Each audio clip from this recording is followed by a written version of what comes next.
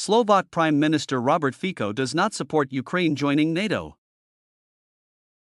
Jasne som žiadal obidvoch ministrov, aby pri vyjednávaní textu záverečnej deklarácie trvali na tom, že členstvo Ukrajiny v NATO je možné len vtedy, ak s tým budú súhlasiť všetky členské štáty NATO vo svojich parlamentoch a ak budú splnené všetky podmienky na členstvo. A verejne opakujem, už ani neviem koľkýkrát, že Smer a jeho poslanci nebudú v Národnej rade Slovenskej republiky súhlasiť s členstvom Ukrajiny v NATO.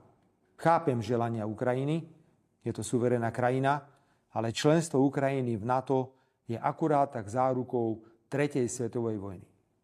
Hoci úprimne povedané, aj bez členstva Ukrajiny v NATO nie sme od nej ďaleko, ak sa pozrieme, ako niektoré vyspelé demokracie podkurujú pod kotlom.